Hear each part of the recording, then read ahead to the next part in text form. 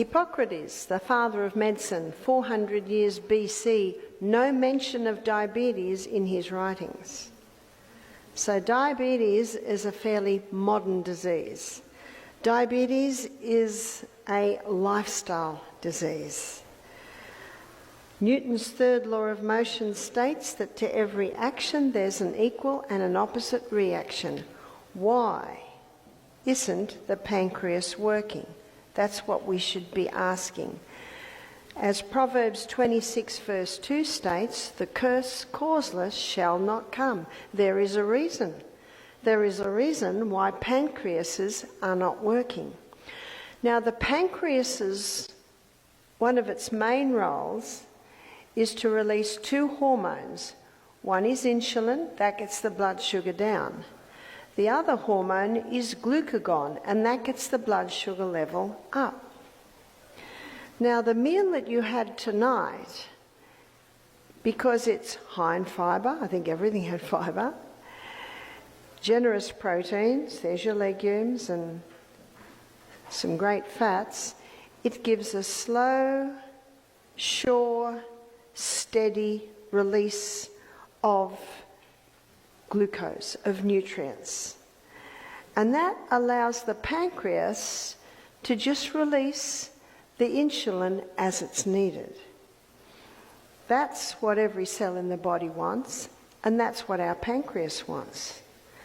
But what's happening today is people predominantly are eating a high carbohydrate diet. And this high carbohydrate diet releases a lot of glucose.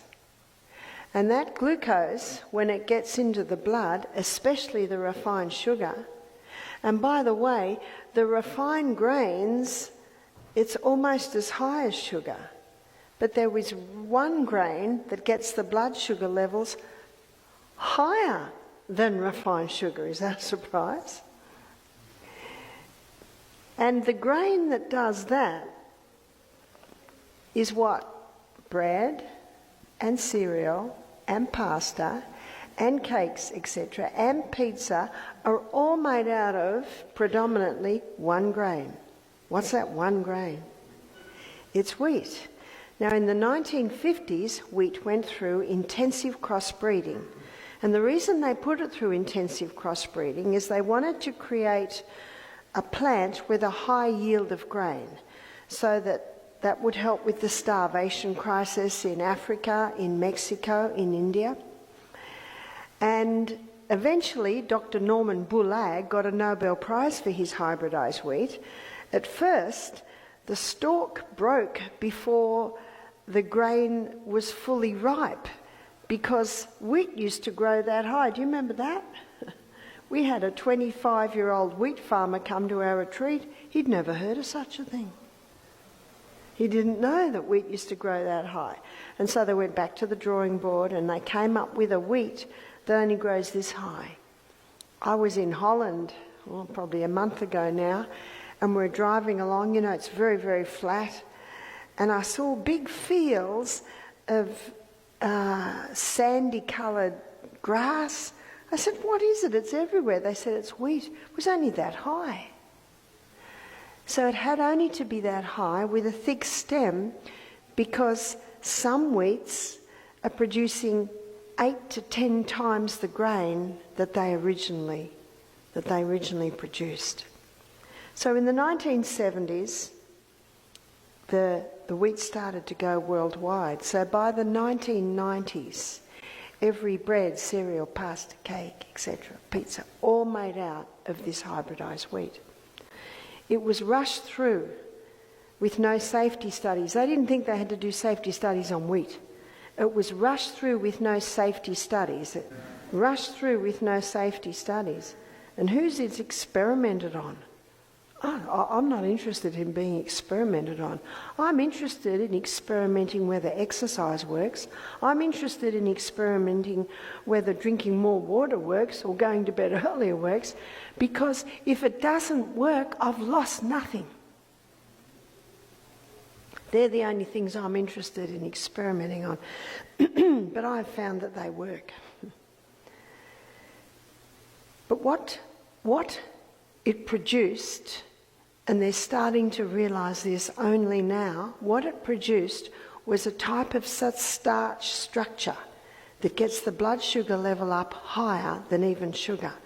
So the starch structure that was created is called amylopectin A. And amylopectin A is the name of the starch that was produced. So let's look at what it does. We'll do it up here. It gets the blood sugar level up very high, very fast. So then you get a corresponding dump. So that's the A. So let me give you something to compare it to. Amylopectin B. Amylopectin B is found in bananas and potatoes. And if you're familiar with the glycemic index of food, bananas and potatoes, they're high on the glycemic index, so they get the blood sugar level up relatively high, relatively fast. Not as high and not as fast, so it's more like that. So that's your B. Amylopectin C is found in all your beans. There's your lentils, chickpeas, lima beans, cannellini beans, kidney beans. So what does the C do? The C gives a lovely steady rise, maintenance, lovely steady drop. That's what every cell in the body wants. So let's have a look at it on the glycemic index.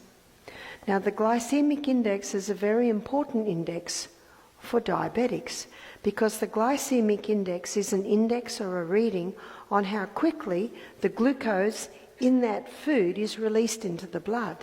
So your baseline is 55. So all your berries sit at about 26.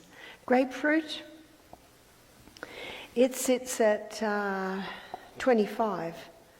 So for the diabetic, these are good fruits because they're low GI. They're a lovely, slower delivery of fuel. Whereas bananas, they sit up here somewhere. So where does sugar sit?